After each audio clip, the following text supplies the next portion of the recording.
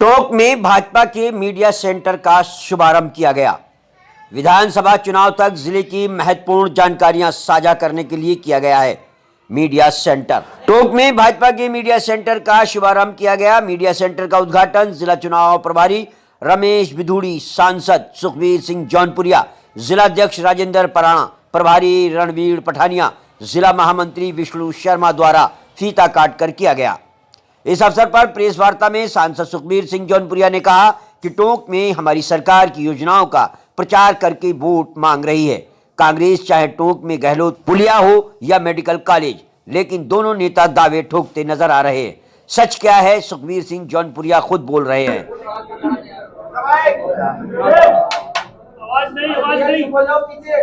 टोंक विधायक सचिन पायलट 5 साल यहाँ विधायक रहे। उनके कार्यकाल के जो आपके कुछ नहीं है, कई बार आप अपनी प्रेस कॉन्फ्रेंस में उन पर आरोप भी लगाए, नगर परिषद हो या शहर की कई योजनाओं के अंदर वो दावा करते हैं कि एक तो गलत पुल और एक ये जो कॉलेज और जो बन रहे हैं इसमें उनका पूरा केंद्र सरकार का कोई रोल नहीं है। उस पर आप किस तरह से देखते हैं, क्या केंद्र सरकार की योजनाओं का लाभ मिला है? देखिए, आज की डेट में सबसे पहले अगर पुलिया का काम देखो तो गहलोत की पुलिया सेंटर से बन रही है। स्टेट गवर्नमेंट का कहीं भी एक नए पैसे का योगदान नहीं है। मेडिकल कॉलेज मेरे दोनों जिलों में बन रहा है। मेडिकल कॉलेज पहले सेंटर ने दिया, सेंटर देने के बाद में स्टेट ने जमीन दी और उसमें भी कई साल लगा दिए, ये अब तक बन गए, बहुत जगह कंप्लीट भी हो गए। ये रहा जिस दिन सचिन पायलट चुनाव लड़ रहे थे उस दिन जो सबसे पहले इशू था यहाँ की रेल का था। मैंने पिछली बार भी आपको बताया था कि रेल 65 साल में नहीं आई। मैं जब विधायक सांसद बना, सांसद बनने के बाद में पहले बजट में नहीं आई, यहाँ पर लड्डू बटे, उसके बाद में मेरे पुतले फूके और तुरंत उसके बाद 2.5 महीने बाद सेशन आया और सेशन में माननीय प्रधानमंत्री में गया और माननीय रेल मंत्री ने को मंजूर किया।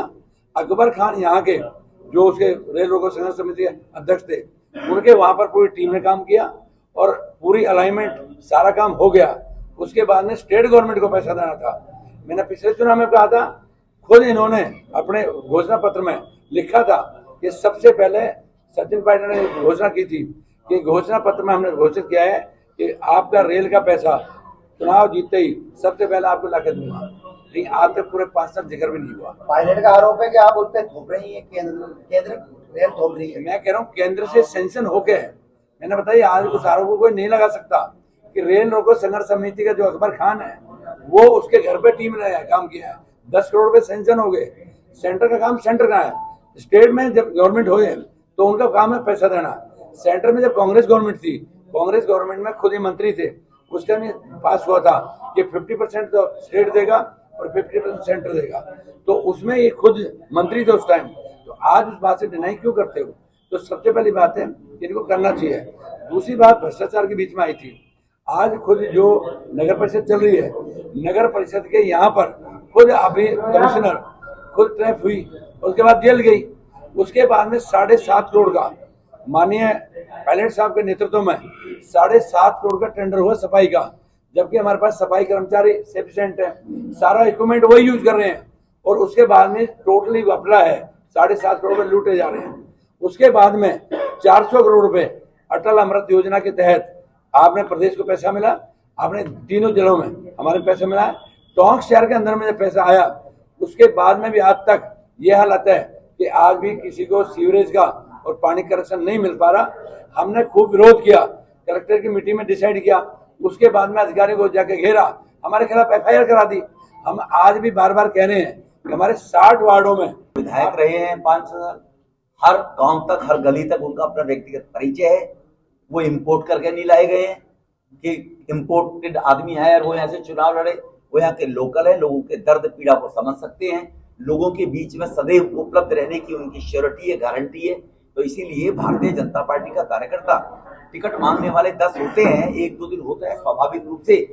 कल कार्यालय का उद्घाटन में था, कार्यालय के उद्घाटन में भी लोग थे और नॉमिनेशन के वक्त भी लोग थे। ऐसा नहीं है, भारतीय जनता पार्टी का कार्यकर्ता मिलकर काम कर रहे हैं और निश्चित रूप से अमित जी टोंक में ये इतिहास रचने जाएंगे, टोंक के सम्मानित भाई बहनों के आशीर्वाद से। कोई स्टार प्रचारकों की आसपास कोई रैली होने वाली है टोंक? वो पार्टी अभी नॉमिनेशन भरा है, दीपावली के बाद ये व्यवस्था तय की जाएगी कि जो कोई भी स्टार प्रचारक वहां पर भारतीय जनता पार्टी के पास तो स्टार प्रचारकों का अंबार लगा हुआ है। केवल एक राजकुमार के भरोसे भारतीय जनता पार्टी नहीं चलती है, तो अंबार लगा हुआ है।